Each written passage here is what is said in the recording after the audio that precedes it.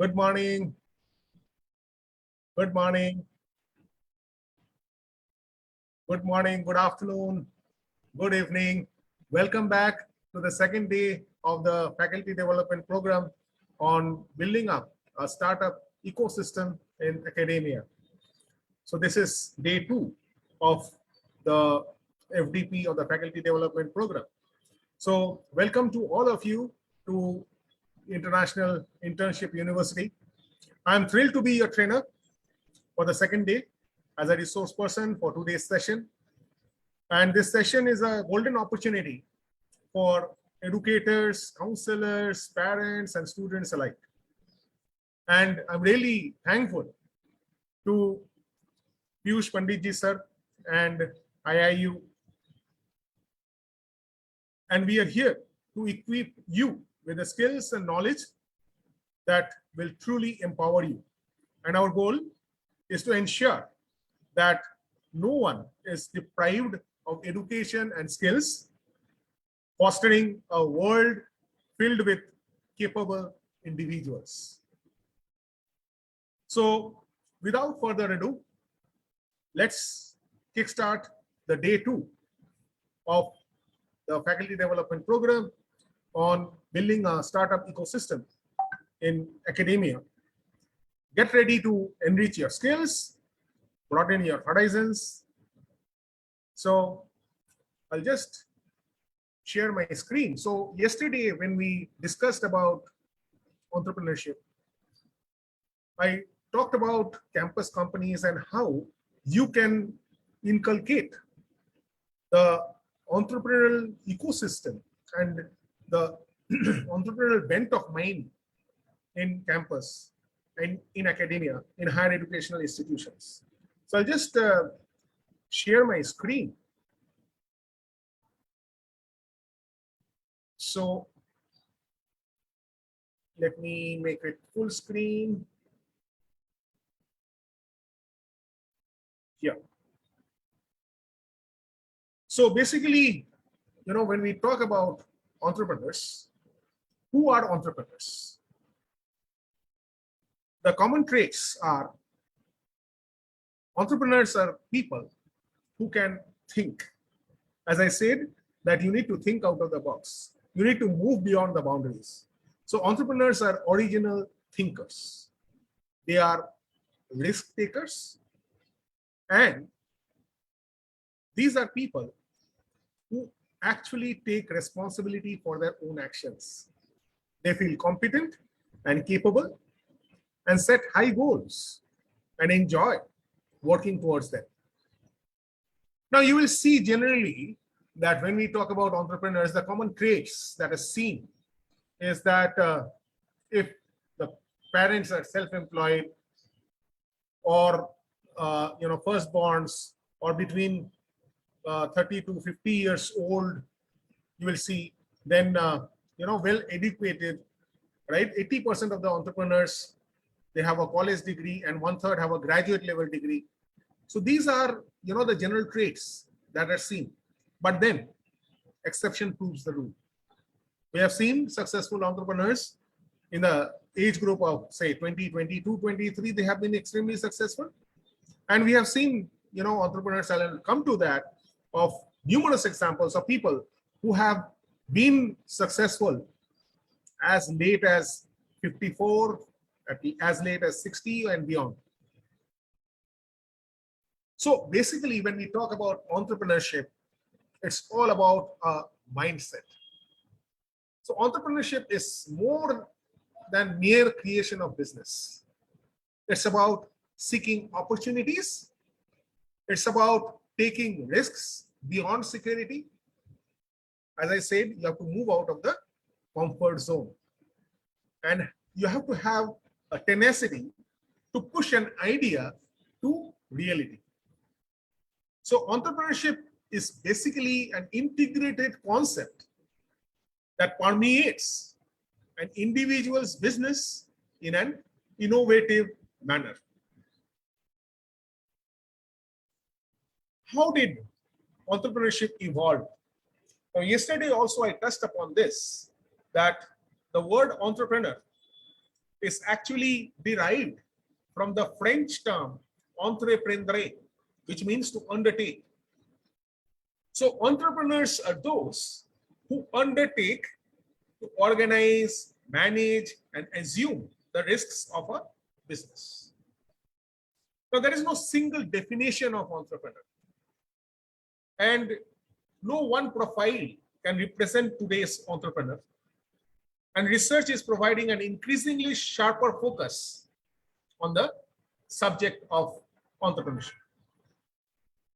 So this was the slide that I was talking of. Many of us feel that, it's too late. So I do not want to start up on my entrepreneurship journey. So you can see over here the names of people who had started at different ages. Some, below 25, some at the age of 35, like Jan Koum, who founded the WhatsApp, started at 35. Michael Addington started TechCrunch at 35. Tim Westergreen started Pandora at the age of 35. Right? Wikipedia, Jimmy Wells, 41. You can see Mark Pincus founded Jinga, and so on. Right? And we can go on. At the age of 52, Ray Kroc started McDonald's. John Pemberton invented Coca-Cola at the age of 55. And Colonel Sanders started KFC at the ripe age of 65. So the thing is that it's never too late to start. If you have a business idea, if you have a product and passion, and you have a market, so what you can do is that you can link your passion to the product, and if you have a market, then you have to understand how the product is absolutely required in the market. So you have to do an in-depth demand analysis so as to understand the fitment of the product or service to the market. Does it, as I said, does it eradicate the pains? Does it create gains? Is it creating value? That's important. So moving on, there is a difference between entrepreneurs and intrapreneurs. Now, as I said, entrepreneurs are people which notice opportunities, take the initiative to mobilize the resources to make new goods and services.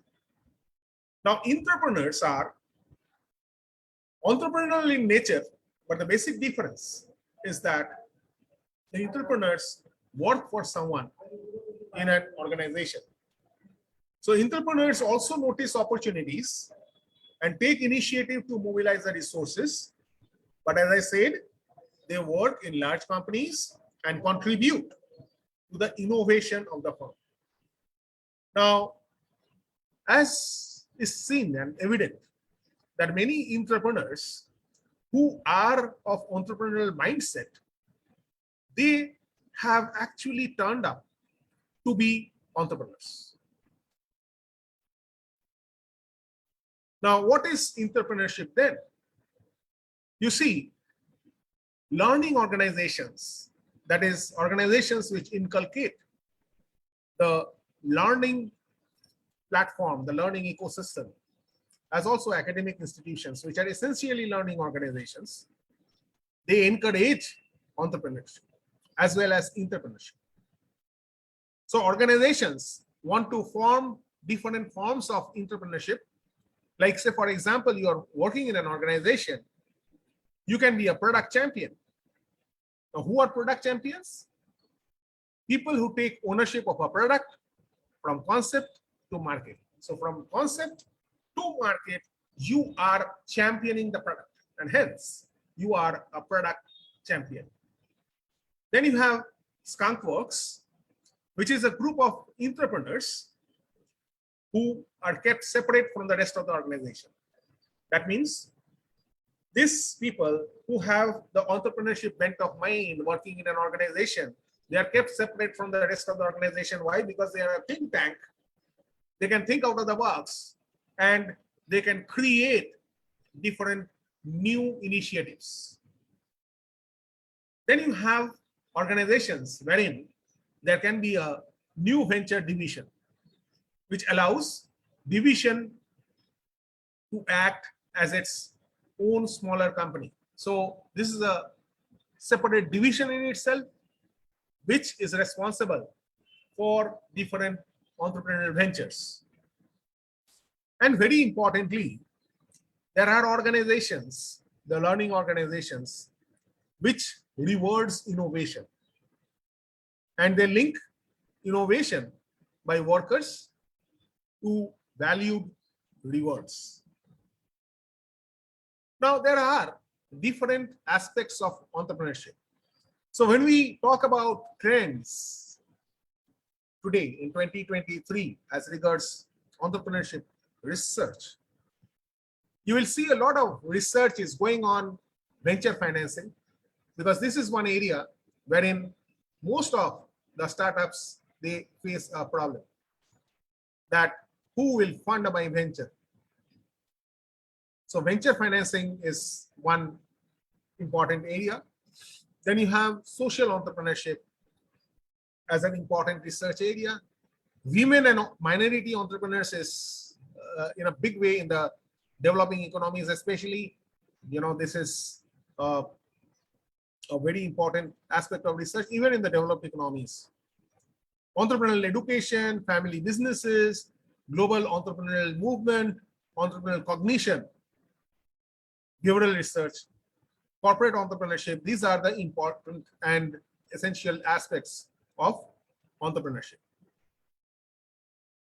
Now, you see, if your organization, if your academic institution has to be an entrepreneurial organization as contrasted to a formal organization, the business dimension has certain parameters which are different in an entrepreneurial organization as compared to a formal organization. The strategic orientation for an entrepreneurial organization is one which seeks opportunity, whereas a formal organization wants to always control the resources.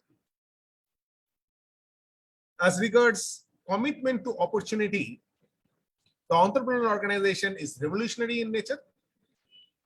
And when we talk about opportunity, they think that opportunity has to be encashed at the earliest, and hence the duration is short. In a formal organization, as contrasted to an entrepreneurial organization, it's evolutionary and not revolutionary. And it takes a lot of time to take decisions, and hence it is long duration. Coming to commitment to resources, resources in the form of capital, people, equipment, and so on.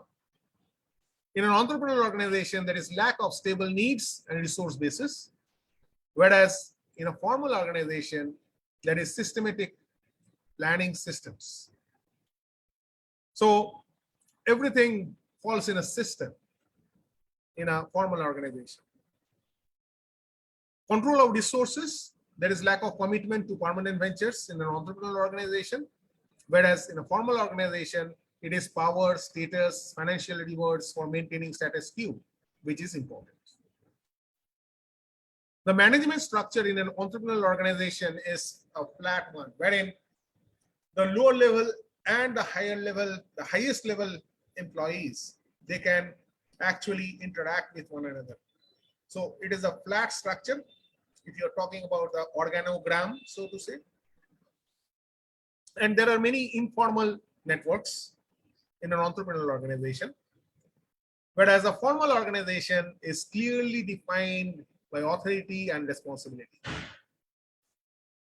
Compensation policy is unlimited based on team's accomplishments in an entrepreneurial organization, because they believe in risks and rewards. Higher the risk, higher the rewards. And based on the accomplishments, the compensation policy is unlimited. Whereas in a formal organization, it is short-term driven and it is limited by investors. Now, when we talk about entrepreneurs and the mindset of entrepreneurs, what are the characteristics of entrepreneurs? Who are the people who are successful as entrepreneurs? The first thing, what you need to do if you want to build up an entrepreneurial ecosystem in your campus is commitment, determination, and perseverance. You have to have a drive to achieve. There has to be opportunity orientation. People should take up initiatives. People should take up responsibility. And they should not shy away from responsibility. They should take ownership. People should seek feedback. There should be internal locus of control. There should be tolerance for ambiguity. There should be risk-taking, but then the risk-taking should be calculated risk-taking. There should be tolerance for failure, high energy level among the entrepreneurs. Creativity and innovativeness should be there, vision should be there, self-confidence, optimism, independence, and team building. All these are characteristics of entrepreneurs. So if you have people in your organization wherein these traits, at least some of them, if not all of them, are there, these are the people who will be successful as entrepreneurs. But then, as I said, this is not limited to all these. There may be other traits as well. Now, the outline of an entrepreneurial organization, if you want to build up an entrepreneurial organization, the first thing is that you need to have flexibility and not rigidity. The next, there should be imagination, creativity. So you see, our brain has two lobes, the left lobe and the right lobe. One is for creativity and imagination. The other lobe is for logical thinking, analytical thinking, and so on. And then the other important thing is that there should be a risk appetite, acceptance of the risks. There may be failures, and the organization or the entrepreneur should actually embrace the risks, but then the risks may be calculated in nature. Now, here comes the typology of entrepreneurial styles, as you can see. One, on the x-axis, you find the level of profit motive. And on the y-axis, you find the level of personal financial risk. So if the profit motive is low and the personal financial risk is low, that means you are risk avoiding and activity seeking. On the other hand, if the financial risk is higher and the profit motive is also higher, then it is risk accepting and activity seeking. Then we can also have high level of personal finance risk and low level of profit motive, which is risk avoiding and profit seeking. And then we can have high. So risk accepting and profit seeking. So there are four quadrants wherein you can have a comparative analysis of personal financial risk and the profit motive from low to high. Now, the dark side of entrepreneurship is the entrepreneur's confrontation with risk. One is the financial risk versus profit. So risk versus return, motive. It varies in entrepreneurs' desire to wealth. So it may be so that young entrepreneurs may take a lot of risks, but then the older ones may take lesser risks. But that also does not prove the rule.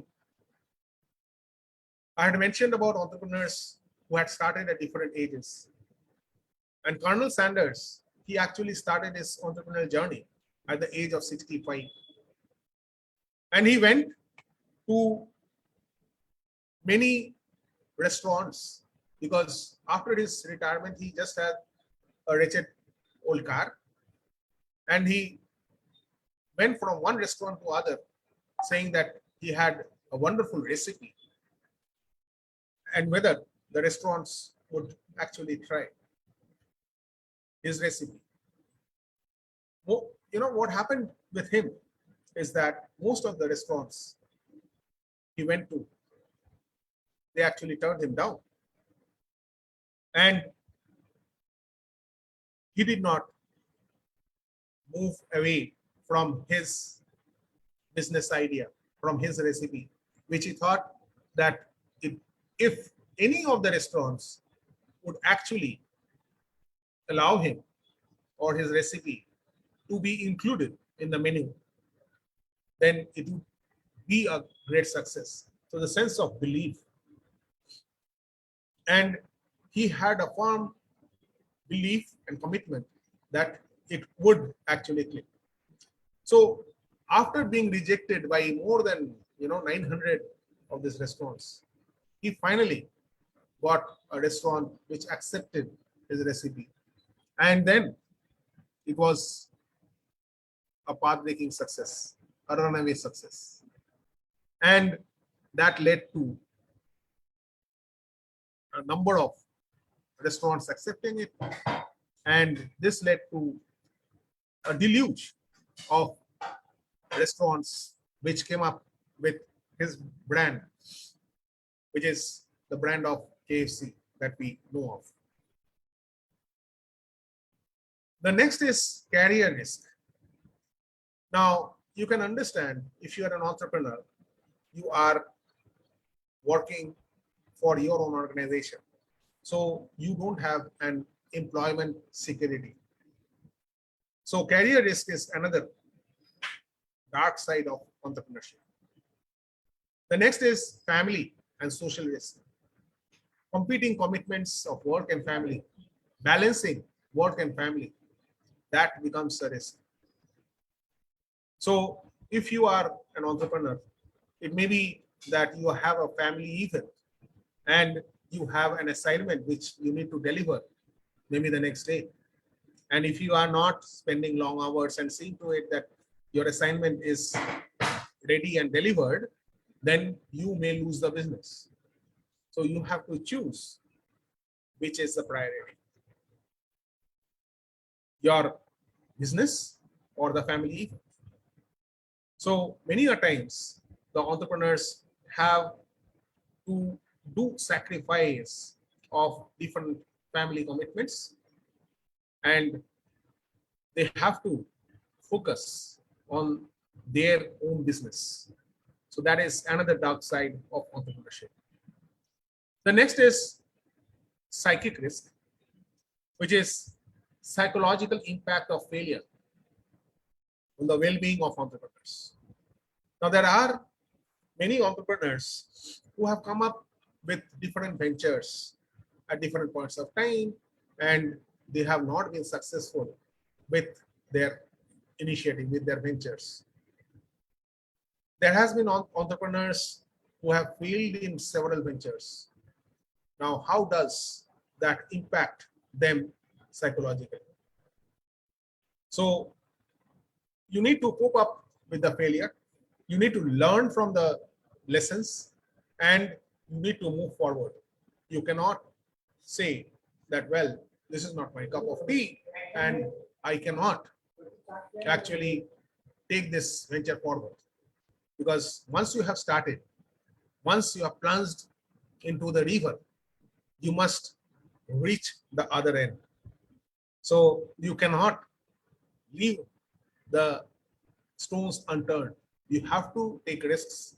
And since you have already started your journey, you need to finish your journey and you need to move your journey forward so that it scales up and scales out. Now, this is a model of entrepreneurial motivation, as you can see over here, right? So, one is the expectation outcome comparison, the decision to behave entrepreneurially, and how that actually impacts the outcome. So, decision to behave entrepreneurially, that actually results in entrepreneurial strategy formulation and entrepreneurial management. And you, as an entrepreneur, you are guiding the outcomes of the firm and the intrinsic and extrinsic rewards. And how do you implement and what is your outcome perception? That is important in determining the entrepreneurial motivation. Now, it is very important for entrepreneurs to search for new ideas. So hence, you need to find out that where the opportunity lies. And this finding out the right opportunity and taking an idea to an opportunity is central to entrepreneurship. So one needs to have the creative pursuit of ideas so as to build up an entrepreneurial ecosystem. And you also need to go for innovation. So that's another important perspective of the entrepreneurial process. So the first step of any entrepreneur is the identification of a good idea. Now, every idea starts from a problem that you want to solve. So the search for good ideas is never easy. And opportunity recognition can lead to both personal and societal wealth. Now, it is very important, as I said, that entrepreneurs must be imaginative and creative. So, how do entrepreneurs do what they do? The creative thinking, I said our brain has two lobes. One is for creative thinking, the other is for systematic analysis. So the left lobe and the right lobe, both taken together, that leads to success. So the entrepreneurs have to seek opportunities to fulfill the needs and wants. And they must turn the problems into opportunities and recognize that problems are to solutions what demand is to supply. So the role of creative thinking is very important.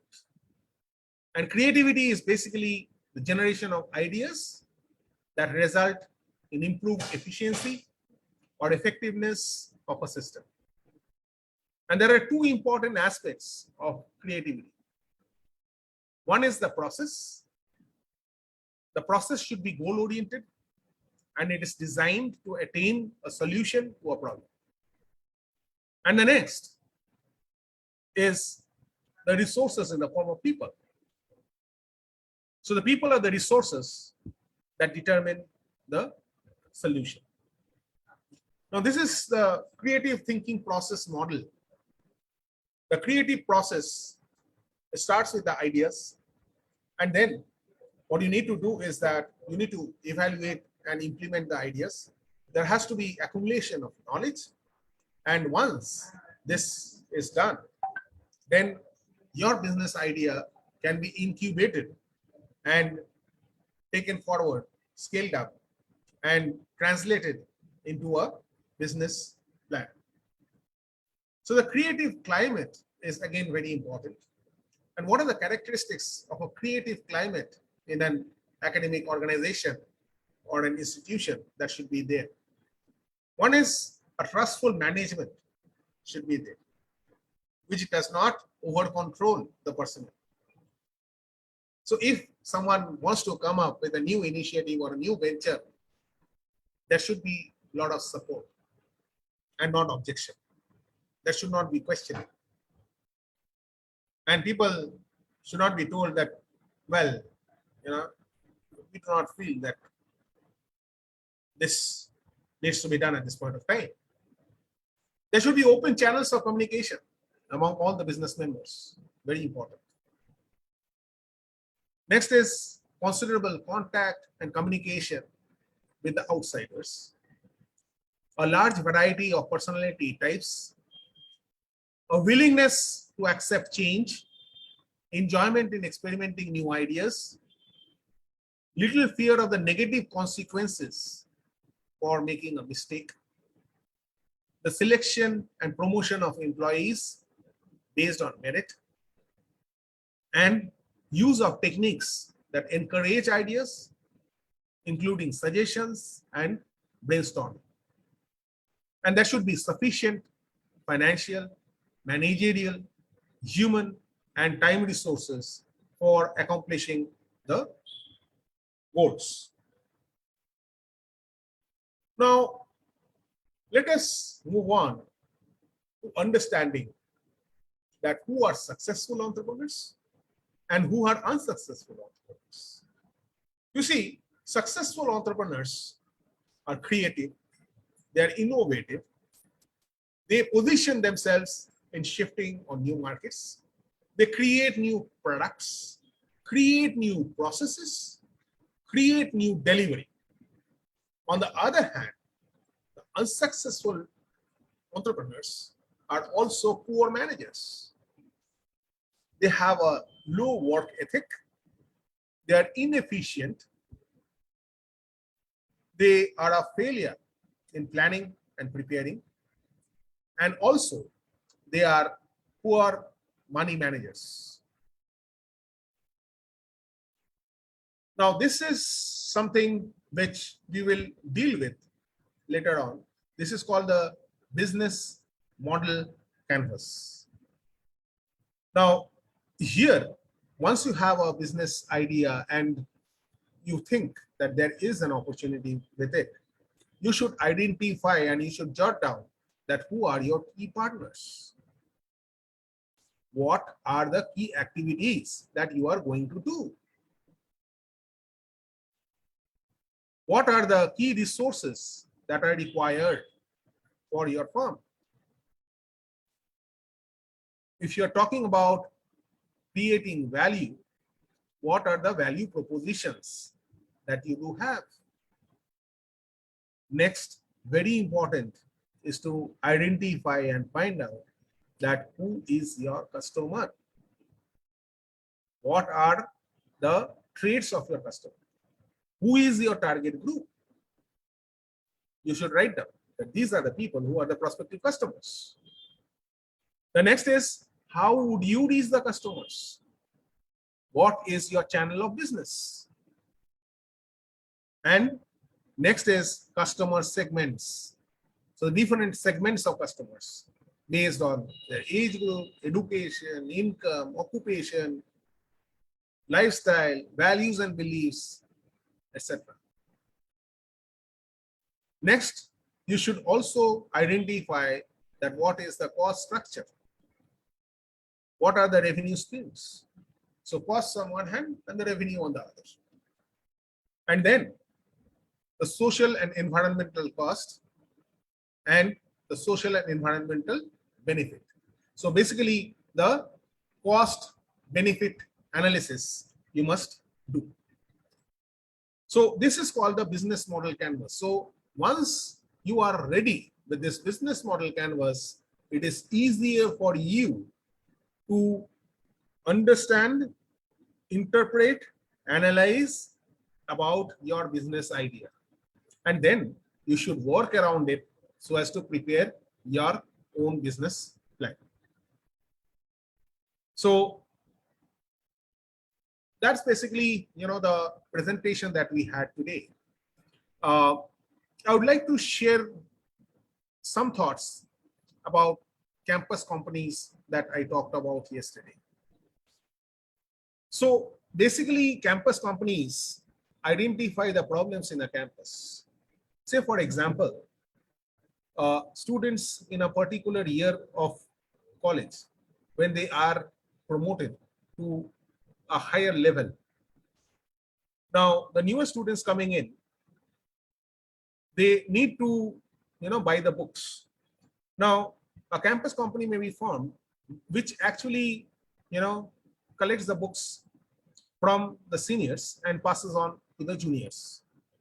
Now, maybe they may be selling at half the price, and uh, what the campus company can do, they can have a small margin and sell it to the juniors.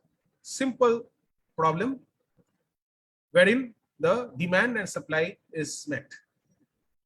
It may be so that the canteen and the cafeteria that is there, right, is not sufficient enough to provide food. So maybe a food venture may be thought of. So which can actually run in the campus and see to it that there can be, what the demands of the students are, what type of food they like, and that food can be arranged. So you procure at a price X and you sell at a price Y, and Y minus X would be the profit.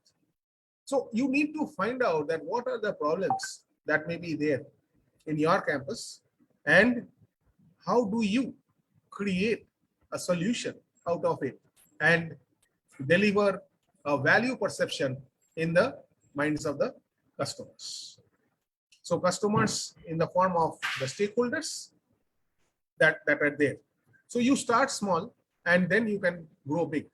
There are numerous examples of companies which actually started from the campus.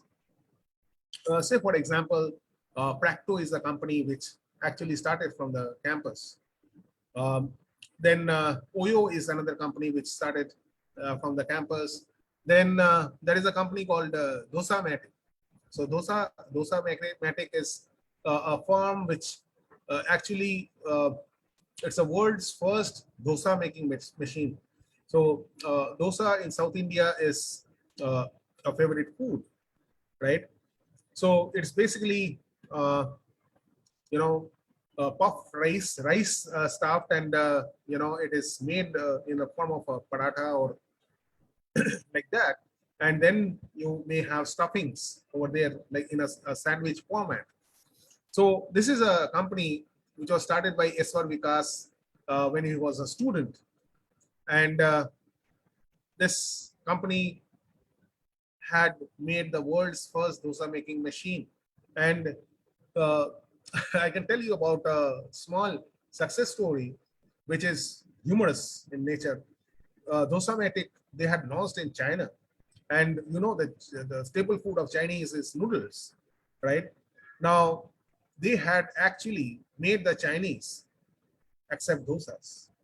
So, which is something which is innovative, which is something which is path breaking, and they have been successful. Now, numerous companies, they have been started in the campus, and then college dropouts.